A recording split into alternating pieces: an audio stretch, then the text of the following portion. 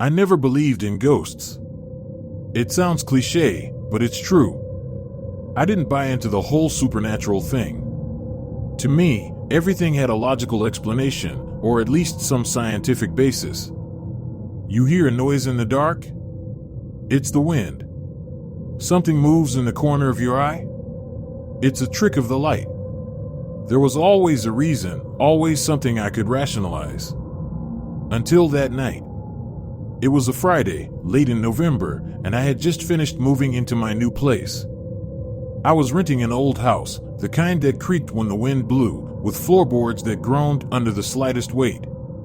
I liked it though. It had character, a charm that newer houses didn't seem to have. The landlord gave me a good deal too, almost too good, but I wasn't about to ask questions. I was in desperate need of a place, and this one felt like it could be home.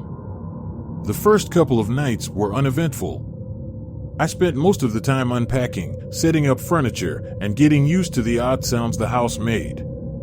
I didn't think much of it. Older houses make noise, I told myself. It's settling, that's all.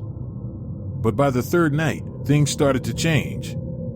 It was subtle at first, little things I almost didn't notice. Like how a door I was sure I had closed would be slightly ajar when I came back to it, or how the lights would flicker for just a moment before staying on. I chalked it up to faulty wiring or old hinges, nothing too alarming. But then, there was the smell. I woke up around midnight to a stench so strong, so overpowering, that it jolted me out of sleep. It was a foul odor, like something rotting. At first, I thought maybe an animal had died in the walls, or maybe something was wrong with the plumbing. I searched the house, sniffing the air like some kind of deranged bloodhound, but I couldn't find the source. It seemed to come and go, always lingering just enough to make me gag, then disappearing entirely. It kept happening every night. Always at the same time, right around midnight. The smell would invade my room, so strong I felt like I was suffocating. But every time I got up to look, it was gone, as if it had never been there at all. I was starting to get uneasy, but I wasn't scared. Not yet. I still believed there had to be a logical explanation. I even called an exterminator, thinking maybe there was some kind of pest problem.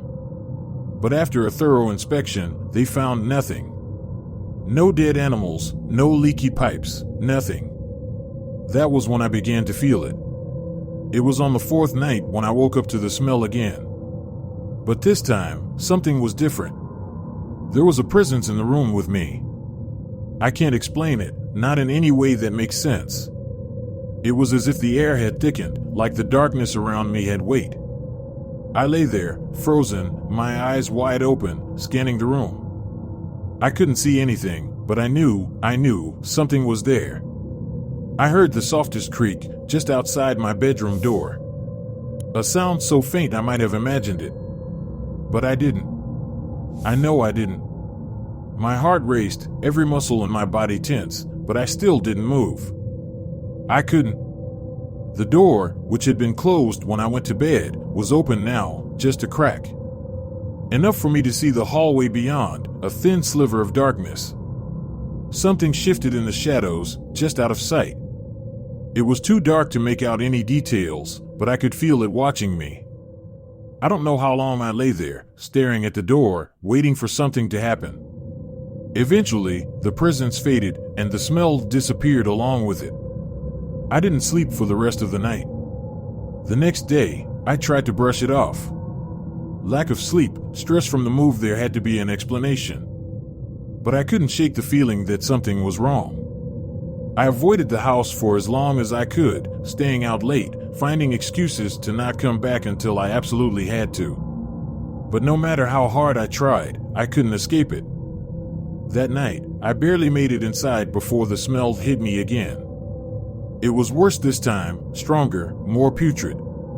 I gagged as I stumbled up the stairs to my bedroom, holding my breath as much as I could. But when I opened the door to my room, I stopped cold. There, standing at the foot of my bed, was a figure. It was hard to make out at first, more of a shape than a person. But as my eyes adjusted to the darkness, I saw it more clearly. It was tall, its limbs too long, its body too thin, like it had been stretched. Its face, or what was left of it, was gaunt, hollow, with deep, sunken eyes that stared right through me. Its mouth hung open, too wide, a gaping hole where lips should have been. I wanted to scream, to run, but I couldn't move. It stood there, swaying slightly, as if it were waiting for something. And then, it took a step toward me. I backed up instinctively, my heart pounding in my ears.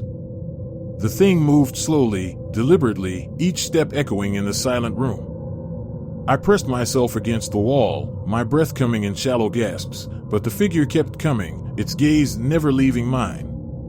I don't know how I found the strength, but I managed to bolt out of the room, slamming the door behind me.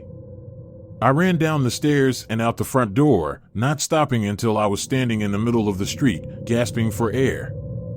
For hours, I sat there, trembling, trying to make sense of what had just happened. But there was no explaining it. That thing, whatever it was, wasn't human. It couldn't be. But it was in my house, and I had no idea how to get rid of it. I didn't go back inside that night. I couldn't. I slept in my car, parked down the street, too afraid to even look at the house. When morning came, I tried to convince myself it had been a dream, a hallucination brought on by exhaustion. But deep down, I knew better. The next day, I went to the library. I don't know what I was hoping to find, maybe some history about the house, something that could explain what was happening. I spent hours combing through old records, searching for any mention of the place. And then I found it. An old newspaper article from the 1930s. The headline read, "Family Found Dead in Mysterious Circumstances." The article described how a family of 5 had been discovered in the house, all of them dead, their bodies severely decomposed, despite the fact that they had only been missing for a few days. The cause of death was never determined, and no one could explain the rapid decay of their bodies. The house had been abandoned for years after that, until the landlord bought it. There were no other reports, no other deaths, but something about the story stuck with me. The way the article described the scene, the way it hinted at something unnatural, something wrong. I tried to leave after that. I packed my bags and got ready to go, but as soon as I stepped outside, something pulled me back. It was as if the house wouldn't let me leave. The air grew heavy, the smell returned, and I felt a pressure in my chest, like something was squeezing the life out of me. I barely made it back inside before collapsing, gasping for breath. And that's when I realized I was trapped. For days, I stayed in the house, unable to leave. Every night, the figure would appear, always standing at the foot of my bed, always watching. It never spoke, never moved beyond those slow, deliberate steps. But its presence grew stronger, more oppressive, until I felt like I was suffocating under its gaze. I don't know how much longer I can stay here. The walls feel like they're closing in, the air thick with that rancid stench. I haven't slept in days, too afraid of what will happen if I close my eyes. I think the house wants me to stay. Or maybe it's the thing inside it, the figure that watches me. I can feel it now, even in the daylight, lurking in the corners of my vision, just out of sight. I don't know how to escape.